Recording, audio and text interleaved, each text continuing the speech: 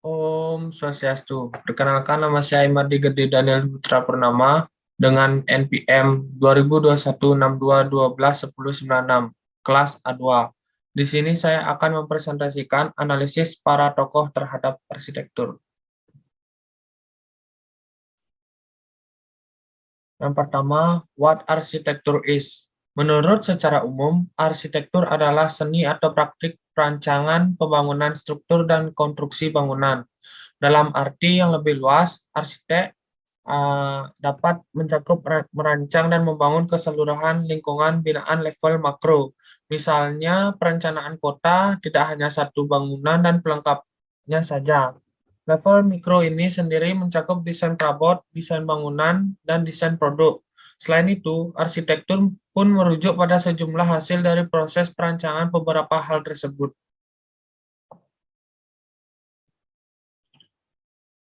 Menurut tokoh Yusuf Biliarta Mangunwijaya, arsitektur itu adalah sebagai Vastuvidya atau Wastuwidya yang berarti ilmu bangunan.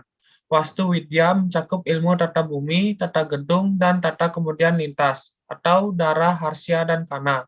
Mangunwijaya juga menafsirkan arsitektur sebagai penciptaan suasana, perkawinan, guna, dan citra. Arsitektur tidak dilihat dari kemewahan bahan, teknologi, dan harganya, sebab dari bahan-bahan sederhana pun bisa memberikan cerminan refleksi keindahan puitis dari suatu arsitektur tersebut, dan jauh lebih bersih dari godaan maupun kepongahan.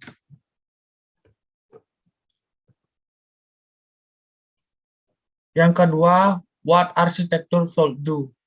Yang pertama itu artist form atau fungsi bentuk arsitektur. Yang kedua itu fungsi perwadahan. Yang ketiga itu fungsi modifikasi atau kontrol iklim. Yang keempat, fungsi filter lingkungan. Yang kelima, fungsi pembentuk perilaku.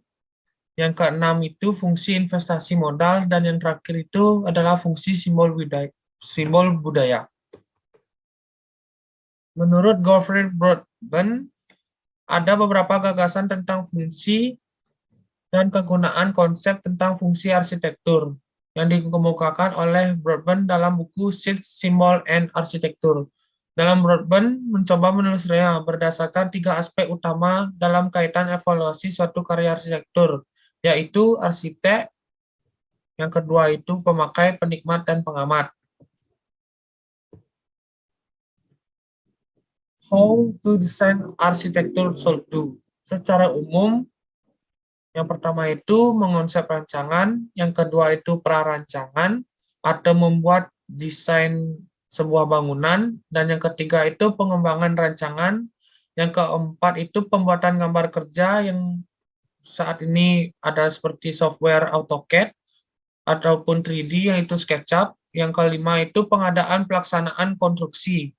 Dan yang terakhir itu adalah pengawasan berkala.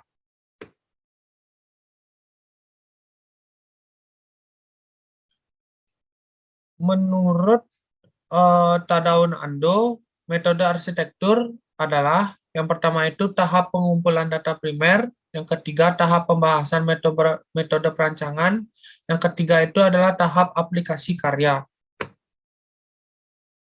Metode perancangan menurut Tadao Ando. Yang pertama itu adalah memasukkan unsur cahaya alam dalam bangunannya.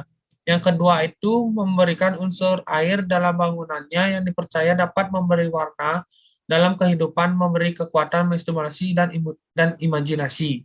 Yang ketiga itu membuat bukaan jendela dan pintu selebar bidang untuk memasukkan ruang luar atau alam ke dalam bangunannya. Yang keempat, meletakkan massa bangunan sesuai dengan konstruksi. Yang terakhir itu adalah memanfaatkan potensi alam di sekeliling bangunan, sehingga bangunan mampu membangkitkan sensitivitas manusia terhadap alam sekitarnya. Sekian dari presentasi saya. Saya ucapkan terima kasih untuk para pesanti. Om Santi Santi Santi Om.